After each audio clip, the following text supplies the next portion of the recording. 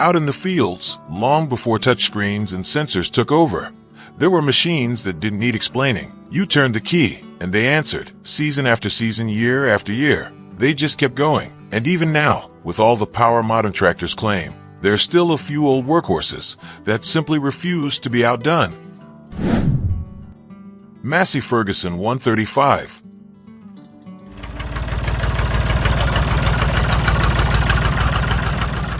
There was something honest about the Massey Ferguson 135, the kind of tractor that didn't try to impress you, but somehow always did.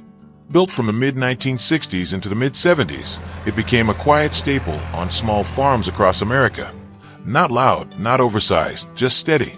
Under the hood, most folks remember the Perkins diesel, delivering about 45 horsepower, smooth and patient, the kind of pull that didn't rush, but never quit either. You'd feel it the moment you eased out the clutch, light on its feet compared to the big row crop machines, but planted just enough to hold its ground. It was a tractor made for real work, mowing hay on a humid afternoon, pulling a baler through uneven windrows, or easing along fence lines with a brush hog humming behind. And when the day ran long, it never seemed to mind. What made the 135 stand out wasn't just its engine. It was how simple everything felt. No wasted complexity, no parts you couldn't reach. With a basic set of tools, farmers kept these machines running not because they had to, but because they could. A fuel line here, a gasket there, and it was back in the field before the sun dropped low. Decades later, many of them still are. You'll still find that familiar red and gray sitting by old barns, paint faded, metal worn smooth by time, but ready to start at a moment's notice.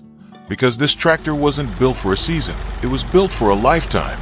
And once you understand that kind of dependability, you start to appreciate the machines that carried a little more weight, a little more power, like the ones that came before it. John Deere 3020.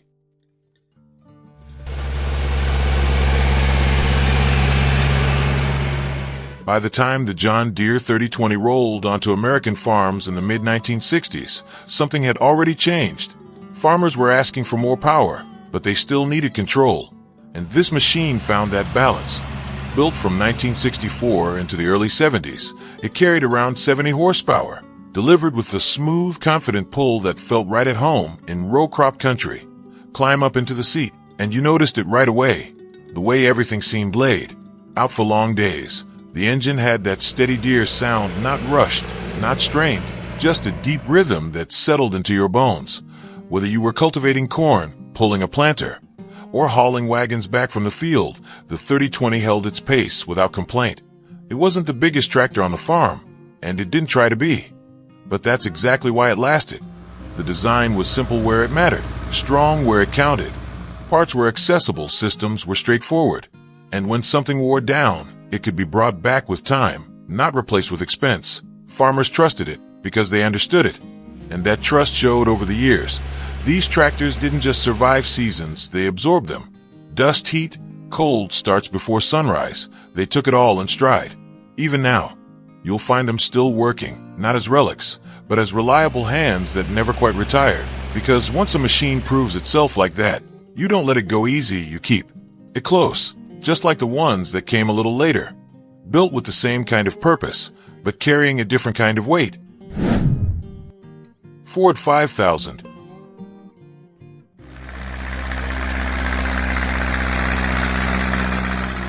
When the Ford 5000 arrived in the mid-1960s, it felt like a step forward without leaving anything behind. Built from 1965 into the mid-70s, it brought about 65 horsepower to the field, steady and dependable. The kind of strength that didn't need proving. It wasn't flashy, but it was always ready. Turn the key, and that Ford diesel came to life with a firm, confident note. Not too loud, not too soft, just a working man's sound. Out in the field, it settled into its rhythm quick, pulling a plow through heavy soil, running a baler in the late afternoon heat, hauling wagons down gravel lanes. It handled it all with a kind of quiet assurance.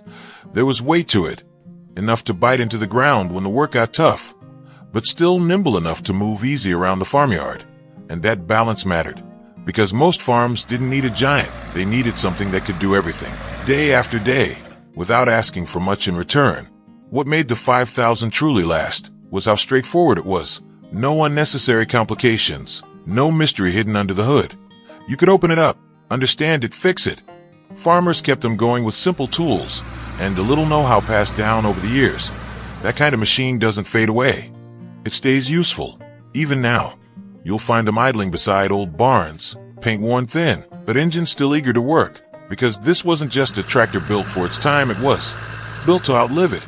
And once you've run something like that, you start to look back even further, to machines that carried a little less refinement, but a whole lot of heart. Allis-Chalmers D17.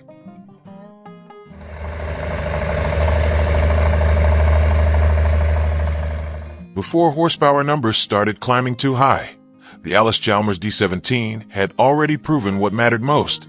Built from the late 1950s into the mid-60s, it delivered about 52 horsepower, strong for its size, but more importantly, steady where it counted. This was a tractor that showed up early and stayed until the work was done. Fire it up, and that engine had a lively tone, a little sharper than some, almost eager. Out in the field, it felt responsive, quick to pull, quick to settle.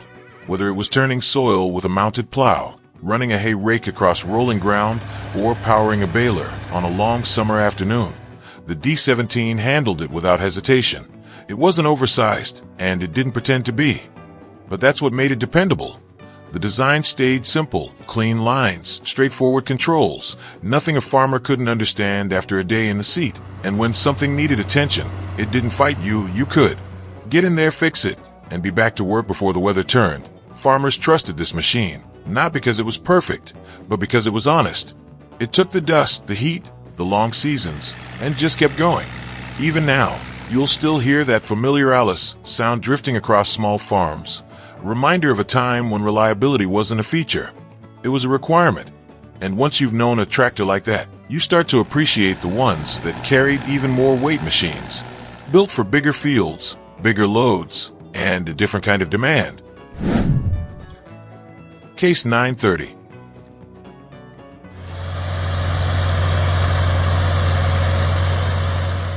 By the time the Case 930 came onto the scene in the early 1960s, farms were getting bigger, and the work was getting heavier. This wasn't a light chore tractor. It was built to pull. Produced through the decade, it carried around 95 horsepower, and you could feel every bit of it the moment it dug into the soil. Started up, and that big Case diesel spoke with a deep, steady tone. Not hurried, not strained, just a slow, powerful rhythm that meant business. Out in the field, it was made for the hard jobs, breaking ground with a wide plow, dragging heavy discs across stubborn earth, hauling loads that would make smaller tractors think twice. The 930 didn't flinch, it leaned in. There was weight to this machine, real weight, the kind that pressed down into the land and gave it traction when conditions turned rough. It wasn't about speed, it was about persistence. You pointed it straight, held the line, and let it do what it was built to do. What made it last all these years was its straightforward strength. No unnecessary complications, just solid engineering and parts that could take a beating. Farmers kept them running because they understood them. With a wrenched a bit of time and a respect for the machine, it would come back to life again and again. Even now, you'll still find a 930 sitting out on open ground, big tires worn, paint faded under the sun, but ready to pull like it always has, because some tractors weren't built for comfort, they were built for endurance. And once you've worked behind something like that, you start to recognize the ones that pushed even further, carrying more power and demanding even more respect. International Harvester 1066.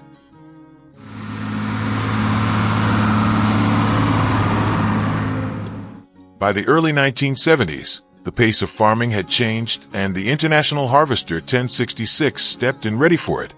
Built from 1971 into the mid-70s, it brought around 125 horsepower to the field, a serious jump in strength, but still grounded in the kind of design farmers trusted.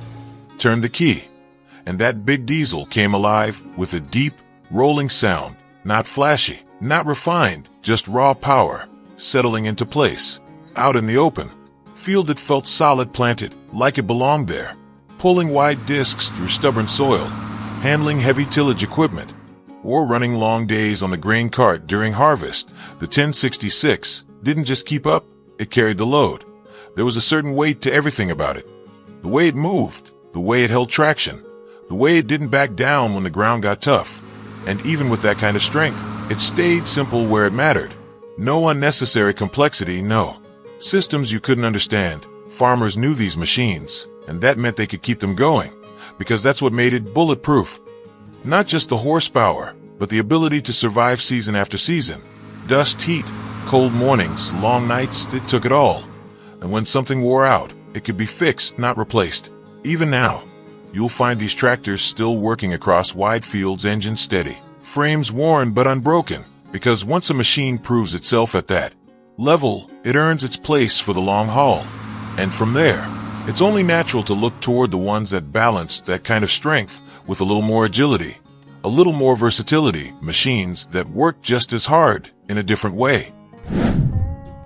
Massey Ferguson 165.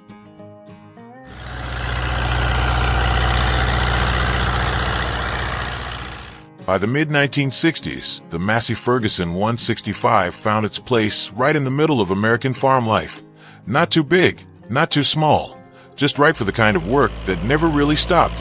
Built from 1964 into the mid-70s, it carried about 50 horsepower, most often from that dependable Perkins diesel, smooth, steady, and willing to work all day. You'd climb up, ease the throttle forward, and it settled into a calm, confident rhythm. There was no rush. In it, just a quiet assurance. In the hayfield, it pulled a baler without breaking stride. In the pasture, it handled a mower like it had done it 1,000 times before. And around the yard, it moved with an easy kind of control, never fighting the operator, always working with him. What made the 165 last wasn't just the engine. It was the balance. Weight where it mattered, simplicity where it counted. Nothing felt overbuilt, nothing felt fragile. It was the kind of tractor you could rely on day after day.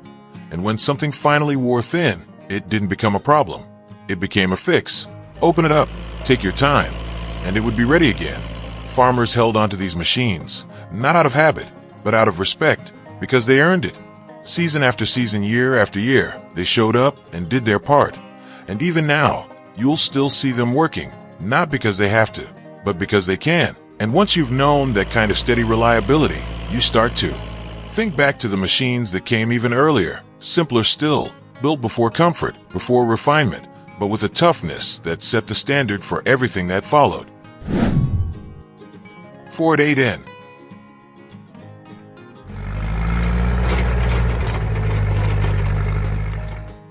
Go back a little further, to the late 1940s, and you'll find the Ford 8N sitting at the heart of it all. Built from 1947 to 1952. It wasn't a big machine, carrying about 27 horsepower. But it changed the way farms worked. Simple, affordable, and ready for just about anything a small farm could throw at it. You'd step over that low platform, settle into the seat, and bring it to life with a sound that was light, steady, almost familiar out in the field that didn't overpower the job. It worked with it, turning a small plow through garden soil, pulling a harrow across a fresh patch, or running a mower along fence lines. The 8N handled it all with a kind of quiet determination. But what made it truly bulletproof wasn't its size, it was its design. Straightforward controls, open access to the engine, nothing hidden, nothing complicated. A farmer didn't need a manual, just a few tools and a bit of patience. If it stopped you, could usually bring it back before the day was done. These tractors became part of the family, passed from one set of hands to the next. You'd see them parked beside weathered barns, paint worn thin, tires cracked with age, but still ready to start when called upon, because they weren't built for comfort, they were built to last. And once you've worked with something that's simple, something that's dependable, you begin to understand the machines that came just before it, carrying a little more weight, a little more raw strength, and a legacy that runs even deeper into the soil. Farmall M.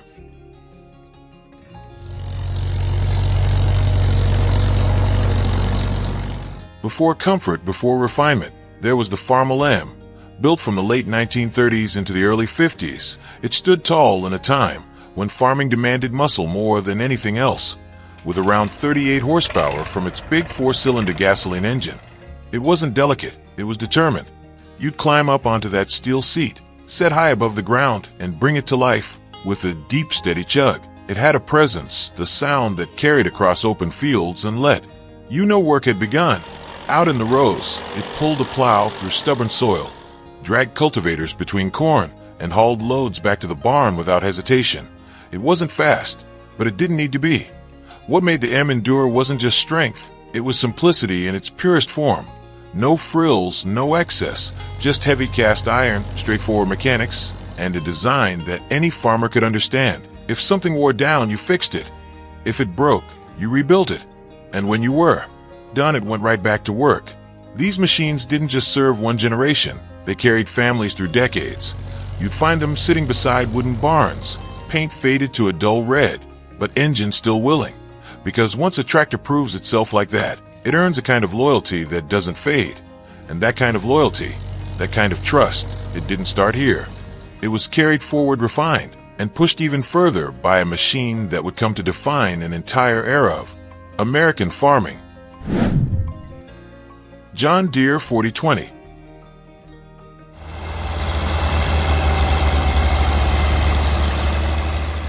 By the time the John Deere 4020 came onto the land in the early 1960s, everything seemed to come together. Built from 1963 into the early 70s, it carried around 95 horsepower. Not just power, but usable power. The kind that worked with you, not against you. You'd settle into the seat, turn the key, and that diesel would come alive with a smooth, confident tone. Not harsh, not forced, just steady. Out in the field, it felt balanced almost. Natural in the way it pulled, whether it was turning heavy soil with a plow, running a planter straight and true, or hauling grain back at dusk. The 4020 held its line like it knew the job before you even started. It wasn't just strong, it was refined in all the right ways.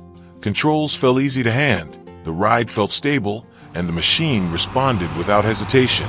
But underneath that comfort, it stayed true to what mattered most. Simple systems, accessible parts, and a design that farmers could keep alive with their own hands. That's why so many of them are still out there today. Not sitting still, but working. Engines worn in, not worn out. Paint faded, but frames unbroken.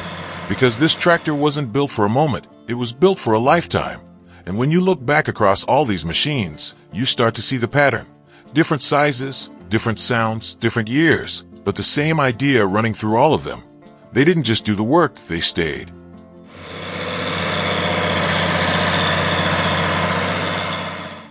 And maybe that's the thing we forget. It was never just about horsepower, or steel, or paint. It was about trust. Machines that started before sunrise and were still running when the light was gone. Machines that didn't ask much, but gave everything they had season after season. They weren't perfect, but they were there. And even now, long after newer tractors have come and gone, these old workhorses are still out in the fields, still turning soil, still carrying stories. Because some machines don't just fade away, they stay.